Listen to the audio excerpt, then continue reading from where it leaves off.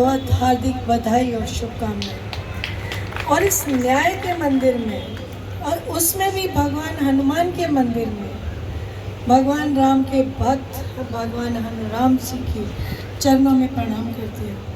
और आज इसके कार्यक्रम को सुशोभित कर रहे हैं आप सभी। इसमें भगवान परशुराम के वंशज भी बहुत लोग हैं आप। और कहते हैं कि धरती पर तो हम सभी ही ऋषियों की संतान हैं। और आज के इस मंच को सुशोभित कर रहे हैं मेरे बड़े भाई टीपर चंद जी, बड़े भाई पंडित Tekchand Sharma ji, ex president OP Sharma ji, N Parashar जी बार काउंसिल के, टेकचंद शर्मा भगवान की श्री केपी तेवतिया जी, एक्स प्रेसिडेंट श्री अनिल पराशर जी, जिला परिषद, अजीत डागर जी, श्री में गाया जा रहा है। मैं इसलिए आप लोगों से प्रार्थना करता हूं। देखो, आपसे उम्मीद ये, जो इलाके हैं एक से एक बढ़ के आपसे उम्मीद रखता है।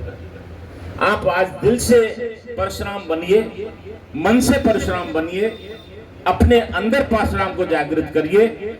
निश्चित तौर पे हमारे समाज के अंदर, हमारे इलाके के अंदर और आपके अंदर भी एक बहुत बड़ा बदलाव आएगा। मैं तो इसी मौके पे ज्यादा ना कहते हुए कोई शब्द ऐसा निकल गया हो, भाई आप लोग सब पढ़े लिखे हो, अभी सब तरीके से आज हिंदुस्तान की जो सरकार ने एक बीड़ा उठाया कि भाई आताताइयों का नाश करना है।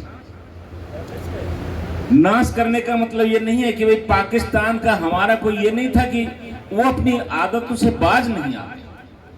वो कभी भी आप देखोगे कि 10 दिन में 20 दिन में ऐसा हो जाता है कि कोई ना कोई डेड बॉडी हमारे बीच में आती है। मैं आपसे एक प्रार्थना और करना चाहता हूं। कई बार जैसे अब युद्ध हुआ है, लोग कल मेरे ऑफिस में कल 10-12 लोग बैठे हुए थे, समझदार थे, कहने लगे कि भाई युद्ध के बाद आती है, जब बाढ़ आती है नदी में, तो उस समय पे कोई चीज, सब चीज तहस नहस हो जाती है, नहीं होती।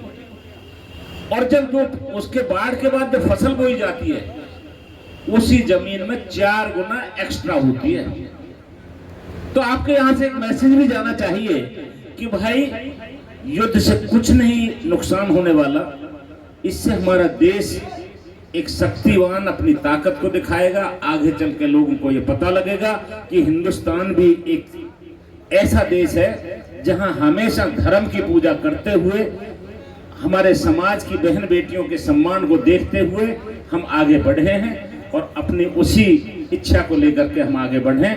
मैं तो इस मौके पर एक प्रार्थना भी करूंगा कि आप सभी एक जयकारा जरूर लगाएं। भाई भी ये बहुत जरूरी हो गया था कि हम ऐसे अवसर पे भगवान परशुराम को याद करें, नमन करें, ताकि जो हमारे भाई लड़ रहे हैं बॉर्डर पे, इनसे प्रेरणा लें।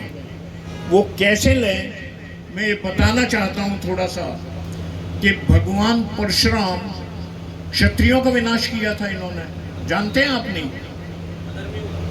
ये वहम हमारे अंदर डाला गया कुछ लोगों ने, इवन आजादी से पहले के हमारे बंटवारे हों। मैं इस बारे में एक छोटी सी निवेदन करना चाहता हूं कि जब हमारे यहाँ कोई नया मेहमान घर में आता है जन्म लेके, तो उसका नाम रखते हैं हम।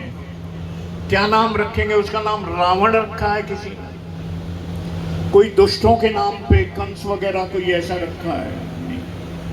कृष्ण, राम, विष्णु, शिव ऐसा ही तो रखते हैं। महाराज दशरथ के यहाँ जब प्रथम संतान पैदा हुई तो उन्होंने भगवान परशुराम के नाम पर उनका नाम राम रखा। भगवान परशुराम के प्रति उनकी श्रद्धा थी। श्रद्धा किसी के प्रति क्यों होती है? उसके कामों से होती है, क्योंकि उनके काम ऐसे थे कि दुष्टों का विनाश किया। दुष्ट राजा थे, दुष्ट बड़े आदमी थे, दुष्ट ओहदेदार लोग थे, और जो उनकी जिन पे अत्याचार हो रहे थे उन्हें बचाने की कोशिश की, जिनमें बहुत क्षत्रिय भी थे। और इसीलिए श्रद्धा से महाराज दशरथ ने अपने पुत्र का राम रखा। मैंने शुरू में बोला था कि राम परशुराम जी जब जमदग्नि जी के यहाँ 5वीं संतान, सबसे छोटी संतान पैदा हुई, तो मरीचि ऋषि ने इनका नाम राम रखा था। और जब उनके कारनामे हुए तो शिव जी की कृपा से शिव जी ने उन्हें परशु अर्पित किया था। तो उस परशु को देने से उनका नाम परशुराम शुरू हुआ, परशुराम कहना शुरू किया और नाम परशुराम पड़ गया। और फिर उन्होंने जो कारनामे करे, जैसे हमारे नागर साहब ने बताया था, बहुत गहन अध्ययन है इनका उन पे। हे राजा का अंत किया, हे एक बहुत बड़ा साम्राज्य था। जमदग्नि सुतो राजन रामो नाम से वीर्यवान, हे अंत करो राजन से रामो बलनामवरी। महाराज परशुराम ने जब उस साम्राज्य का ही अंत कर दिया, दुष्टों के साम्राज्य का, तो हे जो वहां का राजा था जिसके नाम पे वो इतना बड़ा साम्राज्य था, उसे खत्म किया। उनकी कहानी उन्होंने बता दी है, मैं ज्यादा डिटेल में नहीं जाऊंगा। प्रसाद का भी समय हो रहा है लगभग, और मुख्य वक्ता जो हमारे हैं भाई टेकचंद जी वो भी हैं। तो मैं इस बारे में ये कहूँगा कि जो हम पीछे तक अपनी निगाह दौड़ाएं, मैं भी धुरंधर पूरी विद्वत्ता शस्त्रों के बारे में तो हम सबको पता ही है।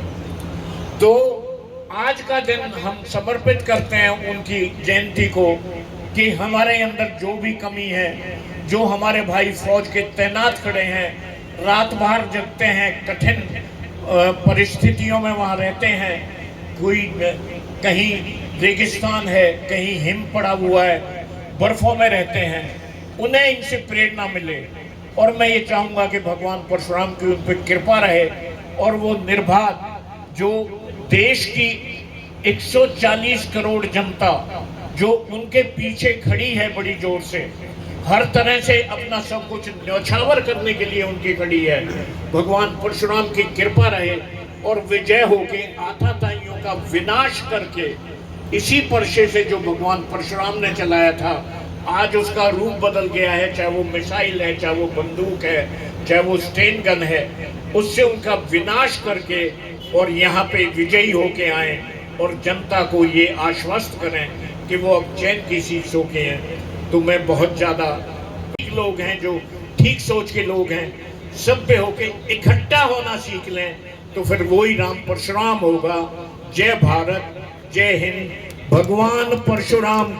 मेरे साथ हुआ है मेरे साथी अजय शर्मा जी, बिल्लू सरपंच जी, राहुल जी, नीतू जी।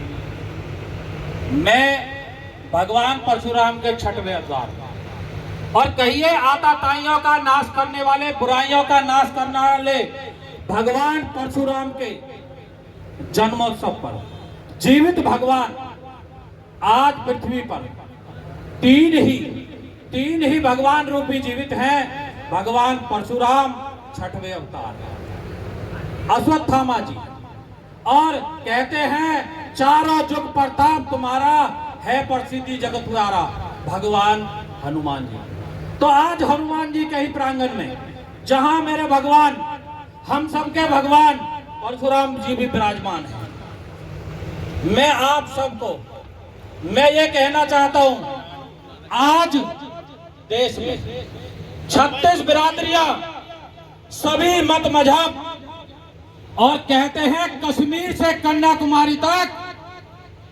परशुराम रूपी नरेंद्र मोदी भगवान के साथ खड़ा है। आताताइयों का जैसे भगवान परशुराम ने नाश किया है, हमारे पृथ्वी के भगवान और यूं कहिए देश का राजा नरेंद्र मोदी जी, सीडीएस जी, सेना अध्यक्ष जी, इसी तरह से दुश्मन पर टूट रहे हैं। रात उन्होंने पाकिस्तान ने जो नाकाब हरकत की है, उसका एक एक बदला लाहौर तक उनका राजा, उनका सेनाध्यक्ष देश छोड़ने की फिराक में। आज भगवान परशुराम का आशीर्वाद, भगवान परशुराम का जन जन भारतीयों पर जो आशीर्वाद है, आज एक एक अधिवक्तागण, एक एक नागरिक, माताएं, बहनें, बच्चे, सब देश के साथ खड़े हैं भगवान परशुराम के आशीर्वाद से। और भगवान परशुराम का ही आशीर्वाद है कि रात को 1:30 बजे सोच रहे थे कि मॉक ड्रिल होगी, सोच रहे थे कि ब्लैकआउट होगा। ब्लैकआउट तुम्हारा होगा, तुम्हारी मान में घुसकर आतताइयों का नाश करने का मेरे भगवान, मेरे राजा ने काम किया है। ऐसा कोई साहस तक पृथ्वी पर आज तक मेरे देश में कोई पैदा नहीं हुआ। मैं उसको भगवान परशुराम का ही रूप देना चाहता हूँ, उसी का नाम देना चाहता हूँ। और मैं आप सबसे कहना चाहता हूँ, परशुराम जयंती जरूर है, भगवान परशुराम के हम सब अनुयायी हैं, उन्हीं के, मैं तो उनका वंशज भी हूँ। आप सब 36 बिरादरियों के भगवान हैं। मैं ये कहना चाहता हूँ, आज राजा के साथ खड़े होने का वक्त है, आज देश की सेना के साथ खड़ा होने के साथ टाइम है। हम सबको मिलकर, जो ये आतताइयों ने, मेरी बहन नरवाल, उसका क्या कसूर था? मेरी बहन द्विवेदी जी, उनका क्या कसूर था? 26 लोगों का क्या कसूर था जो वहां जाकर अपनी मौज मस्ती नहीं कहिए, अपने परिवार के साथ कुछ पल बिताना चाहते थे। वो इस कहते हैं दुविधा भरी जिंदगी से थोड़ा पल बिताना चाहते थे, लेकिन उन आतताइयों को, उन पाकिस्तानियों को, उन आतंकवादियों को, उन इस कहते हैं मानव विरोधी लोगों को क्या अधिकार था मेरे 26 लोगों की निर्मम हत्या करने का? मैं आप सबसे कहना चाहता हूं, आज भगवान परशुराम का नाम लेकर, भगवान परशुराम के चरणों में हम सबको एकता के सूत्र में पिरोना चाहिए। और जो जिस तरह से है, जो जिस काबिल है, आज देश के साथ खड़ा होने का वक्त है। आज देश के खड़े होने के लिए मैं कहना चाहता हूं, मुझे कोई राजा आदेश करेगा तो मैं वहां गोली खाने के लिए नहीं, आतताइयों को गोली मारने के लिए पहला व्यक्ति मैं होऊंगा। मैं आप सबसे बहुत ज्यादा नहीं, क्योंकि मेरे बड़े भाई अनिल शर्मा जी ने पहले ही समय की प्रतिबद्धता